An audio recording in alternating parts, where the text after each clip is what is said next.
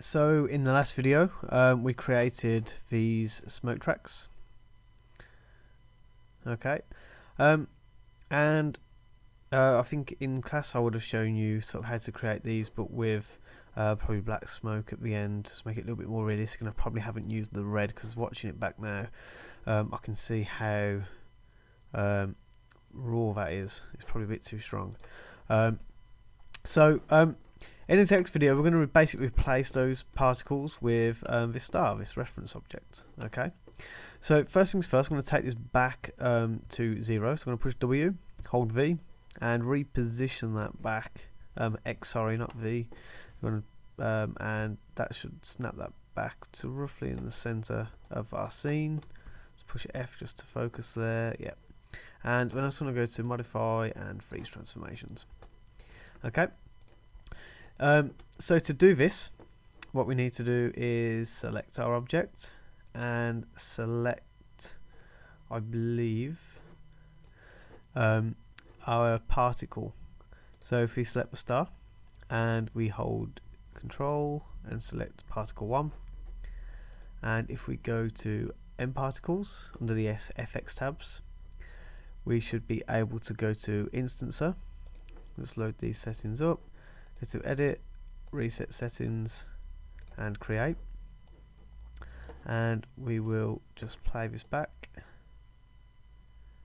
and as you can see I now have hundreds of stars flowing out of that, which is kind of cool, but it's very intense, and you know, trying to see that is very very difficult. So what we're going to do is start to just play about with our particle settings again. So first of all, I'm just going to change and update our other particle. So I'm going to select my star object again, select particle 2, and go to M particles and push instancer, and there we go, it's updated. So with our particle shape selected, I'm going to go to the attribute editor, go to particle shape, and this time I think I'm going to turn off the speed, so we don't need to worry too much about that. Let's go to our emitter. So this is really where we need to focus on this. So we want to untick the scale by speed, and we'll just see how that changes. The jump, there we go. So it's a lot more frequent there.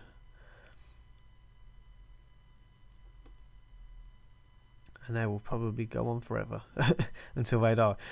So that's a bit better, but still not really to the level that we want.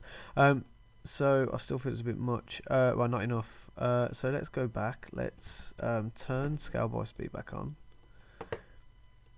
Let's increase the spread slightly. And we can we'll see if we can change the speed, see what happens.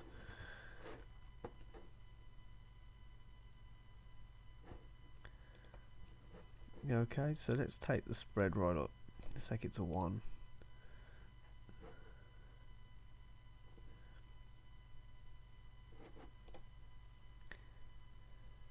And essentially what we need is for them to start dying off a bit earlier.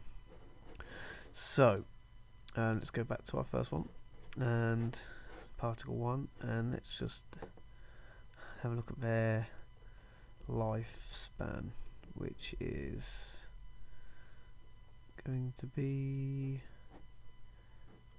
under particle shape, I think. Yeah, constant. So we could change that to random range, and we could take that to 0.1, and we should see some a bit more variation when they die.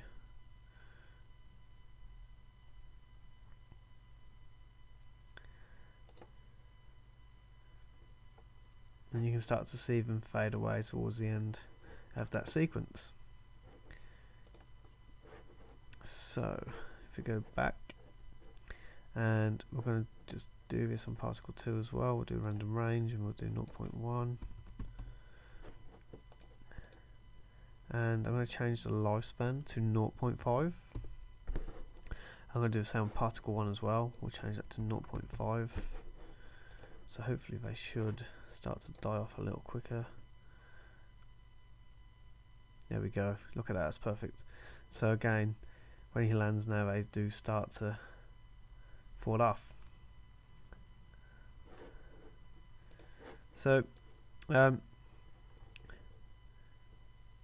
we also need to do is change the spread on the second lot of particles. So we'll go back to emitter 2 and we'll go to spread, and I believe we put that right to the top. And did we randomize the speed? Yeah, we did to 3.3. We'll just update that. 3.3. And now we end up, although the only issue here is they do happen quite at the same time. So what we're going to do with our emitter is actually change the keyframes. So this foot, because it's already off the ground at this frame, I'm going to have it starting earlier. So I'm going to double select, and this will highlight the whole of the timeline, and then I'm going to drag it back one. Okay, and what this will do is actually just offset what happens. And obviously when we play it back a second time, you'll notice that it's really subtle, but your eyes and your mind will pick it up, the fact that one ends before and starts before the other. It's only subtle. So if we go to our camera 1, and you can see the physical space where they end is different. So in animation, you know, I would probably offset the foot movement as well before it starts to go down. So cool. So what we've done here is start to add in our own sort of star model, our own star topology, and obviously the final step would then be to take our star, and if I just stop the animation, and we'll turn its visibility to 0, and so we can no longer see it in the scene. And we have obviously you can create any kind of model and add that in, and if we just go to perspective, you should be able to create any kind of thing that could be representative of your own character. And obviously from the side you can see how thin they are, which is kind of cool.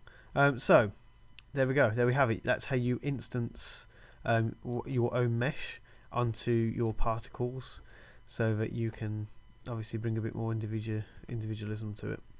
Okay, so I look forward to seeing what you come up with, and I will see you in the next lesson.